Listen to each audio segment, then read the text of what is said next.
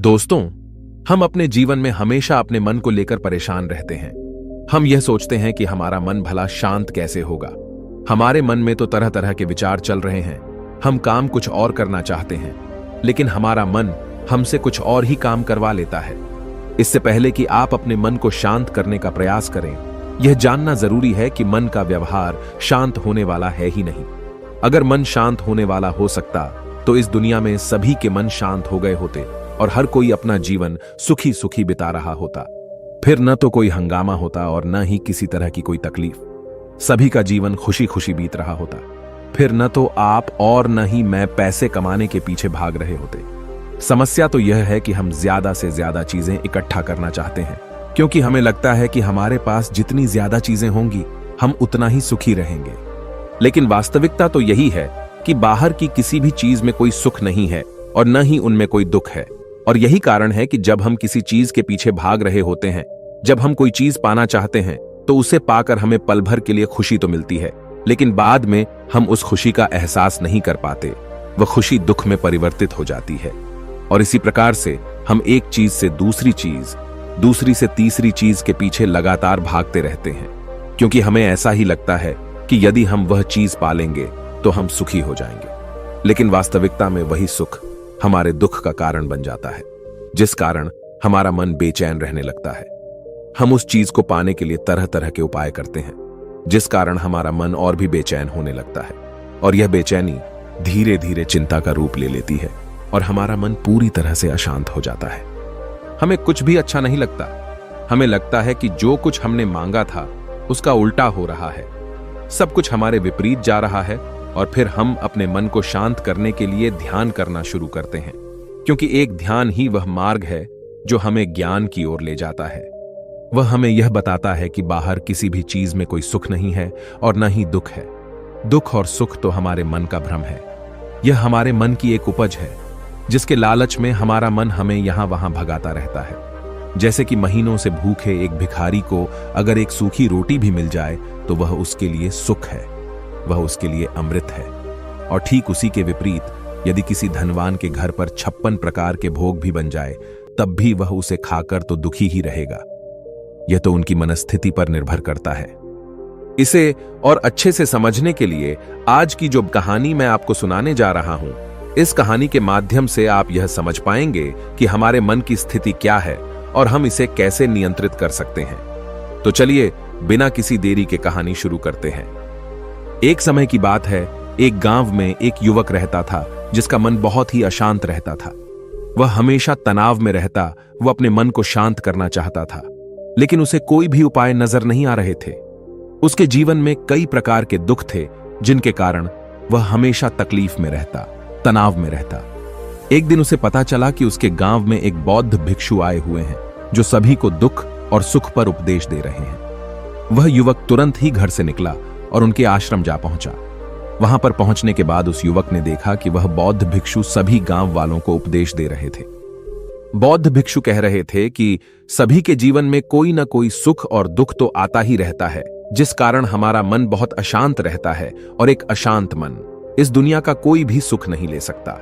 फिर चाहे उसे पूरी दुनिया की धन दौलत ही क्यों न मिल जाए, वह उसे पाकर भी दुखी ही रहेगा। परंतु जिस व्यक्ति का मन शांत है, उसके पास चाहे कुछ भी हो या ना हो, वह हर छोटे पल का आनंद ले सकता है। वह हर पल को खुशी खुशी जी सकता है। इस दुनिया का और इस जीवन का परम सुख भी प्राप्त कर सकता है। इतना कहकर उन बौद्ध भिक्षु ने अपना प्रवचन समाप्त कर दिया और वापस आश्रम की ओर लौट गए। युवक भी उनके पीछे पीछे आश्रम पहुंच गया और इस युवक ने उन बौद्ध भिक्षु से कहा, हे गुरुवर, अभी कुछ देर पहले आप उपदेश दे रहे थे कि एक शांत मन हर पल का आनंद ले पाता है, हर पल को सुखी सुखी जी पाता है। लेकिन इस दुनिया में सभी के पास मन है और सभी के मन अशांत है, तो ऐसे में भला अपने जीवन को कोई सुखी सुखी कैसे जी सकता है। इस दुनिया में शांत मन किसी के पास नहीं। मेरे पास भी एक ही मन है और वह भी शांत नहीं है। गुरुवर, क्या आप बता सकते हैं कि मैं अपने इस मन को कैसे शांत करूं? तभी बौद्ध भिक्षु ने उस युवक को ध्यान के बारे में समझाया, ध्यान के फायदे बताए और उसे कहा, बेटा, ध्यान करने से हमारा मन शांत हो जाता है। हम विचारों के दलदल से बाहर आने लगते हैं और इस कारण हमारे जीवन में सुख उत्पन्न होने लगता है। यदि तुम भी अपने जीवन में सुखी होना चाहते हो, अपने मन के इन विचारों के दलदल से बाहर निकलना चाहते हो, तो तुम्हें ध्यान करना चाहिए। तुम्हें ध्यान का अभ्यास करना चाहिए, क्योंकि यही वह मार्ग है जो तुम्हारे मन को शांत कर सकता है और तुम्हें सही राह पर ला सकता है। उस युवक ने उन बौद्ध भिक्षु की बात मान ली। उस युवक ने उन बौद्ध भिक्षु को प्रणाम किया और वापस घर चला गया। घर पहुंचने के बाद उसने ध्यान करना शुरू किया। वह रात भर ध्यान करता रहा, लेकिन उससे उसे कोई लाभ नहीं हुआ। इस कारण वह अगली सुबह फिर से उन बौद्ध भिक्षु के पास पहुंचा और उन बौद्ध भिक्षु से कहता है, गुरुवर, आपके कहे अनुसार मैंने रात भर ध्यान किया है, लेकिन उससे मुझे कोई लाभ नहीं हुआ। मेरा मन तो अभी भी अशांत है। आप तो कह रहे थे कि ध्यान करने से हमारा मन शांत हो जाता है। तभी वह बौद्ध भिक्षु उस युवा से कहते हैं, ध्यान कोई एक बार करने की चीज नहीं है, यह तो अभ्यास है और धीरे धीरे समय के साथ मन शांत होता जाएगा। इस पर वह युवक कहता है, हे गुरुवर, मेरे पास इतना समय नहीं है। मुझे कोई ऐसा मार्ग बताइए जिससे जल्दी जल्दी मेरा मन शांत हो जाए और मैं खुशी खुशी अपना जीवन जीने लग जाऊं। ऐसे तो मेरा बहुत समय बर्बाद हो जाएगा। मुझे कुछ ऐसा बताइए गुरुदेव, जिससे मेरा मन आज के आज और अभी शांत हो जाए, जिससे मैं सुख की अनुभूति कर पाऊं, मुझे सुकून मिले। उस युवक की यह बात सुनकर बौद्ध भिक्षु मुस्कुराने लगे। उन्होंने उस युवक से कहा, बेटा, मेरे पास तुम्हारे लिए कुछ ऐसा है जिससे तुम्हारा मन अभी के अभी शांत हो जाएगा। इतना कहकर वह बौद्ध भिक्षु अपने आश्रम में गए और अंदर से एक घड़ा लेकर आए और उस युवक को थमाते हुए कहते हैं, जाओ और पास की बह रही उस नदी से इस घड़े में पानी भर कर लाओ। उन बौद्ध भिक्षु के इतना कहने के बाद उस युवक ने वह घड़ा हाथ में ले लिया और नदी की तरफ जाने लगा। उसके बाद मन ही मन सोच रहा था कि लगता है यह गुरु पागल है, इन्हें कुछ नहीं पता। भला यह घड़ा मेरे जीवन में शांति कैसे ला सकता है? यह मेरे मन को शांत कैसे कर सकता है? लेकिन उसके पास और कोई रास्ता नहीं था, जिस कारण उसने घड़ा लिया और पास वाली नदी के पास पहुंच गया। उसने उस नदी में से उस घड़े में पानी भरना शुरू किया, लेकिन जैसे ही उस व्यक्ति ने उस घड़े को नदी से बाहर निकाला, तो उस युवक ने देखा कि उस घड़े के चारों ओर छोटे छोटे छेद हैं, जिससे पानी तेजी से बाहर की ओर निकल रहा था। उसने लगातार कई बार प्रयास किए, लेकिन काफी बार कोशिश करने के बाद भी वह उस घड़े को पूरा नहीं भर पाया और थक हार कर उन बौद्ध भिक्षु के पास वापस लौटा और क्रोधित होकर कहता है, गुरुवर, आपने यह कैसा घड़ा दिया है? इसके चारों तरफ तो छेद है। भला मैं इसमें पानी कैसे भरकर ला सकता हूं? जब भी मैं पानी भरता हूं, इस घड़े के छेदों से सारे पानी बाहर निकल जाते हैं। इस घड़े को मैं पूरा नहीं भर सकता। तभी वह बौद्ध भिक्षु उस युवक को शांत कराते हुए कहते हैं, बेटा, शांत हो जाओ। तुम्हें तुम्हारे प्रश्न का जवाब ही तो दे रहा हूं, और यदि तुम क्रोधित अवस्था में इस जवाब को सुनोगे तो इसे समझना तुम्हारे लिए मुश्किल हो जाएगा। इसलिए शांत हो जाओ और मेरी बात समझने का प्रयास करो। यह जो घड़ा मैंने तुम्हें दिया है, इसे अपना मन समझो, और मन केवल दो ही प्रकार से शांत हो सकता है। पहला यह कि तुम उसे लबालब पूरा भर दो और उसमें कुछ भी और आने जाने की जगह न बचे। क्या तुम इस घड़े को इस प्रकार भर सकते हो? इस पर वह युवक कहता है, हे गुरुवर, मैं इस घड़े को लबालब नहीं भर सकता, क्योंकि जब भी मैं इसमें पानी भरता हूं, सारा पानी तो छेद से बाहर निकल जाता है। तभी वह बौद्ध भिक्षु उस युवक से कहते हैं, ठीक इसी तरह हम भी अपने मन को कभी नहीं भर सकते। हम जितना इसमें डालते जाएंगे, वह सब कुछ हमारे शरीर के द्वारा बाहर आता रहेगा। फिर चाहे वह क्रोध हो, प्रेम हो या फिर दया, हम जो भी अपने अंदर आने देते हैं, वही हमारे अंदर से बाहर भी आता है। और इसीलिए मैंने तुम्हें छेदों वाला घड़ा दिया, क्योंकि यह हमारी मन के जैसा ही है। और जब हम इस मन को बस भरना चाहते हैं, तब तुम अपना समय बेकार कर रहे हो। क्या तुम्हें एक पल के लिए भी ये नहीं सोचा कि इसी प्रकार तो तुम अपने मन को भरने में भी लगे हुए हो? क्या इससे तुम्हारा समय बर्बाद नहीं हो रहा? क्या इससे तुम्हारा जीवन बर्बाद नहीं हो रहा? क्योंकि जिस भी चीज से तुम अपने मन को भरोगे, वह तो बाहर निकल ही जाएगी। उस युवक को अपनी गलती का एहसास हुआ। वह तुरंत उन बौद्ध भिक्षु के चरणों में गिर गया और उन बौद्ध भिक्षु से कहता है, गुरुवर, आपने सच कहा। मैंने कभी भी इसके बारे में नहीं सोचा कि मैं अपना जीवन अपने आप ही बर्बाद कर रहा था। ठीक है, मैं तो इस बात से अनजान था, लेकिन आज आपने मेरी आंखें खोल दी। परंतु गुरुवर, अगर यह मन को पूरी तरह भरने का पहला तरीका मन को शांत नहीं कर सकता, तो मन को शांत करने का दूसरा तरीका कौन सा है?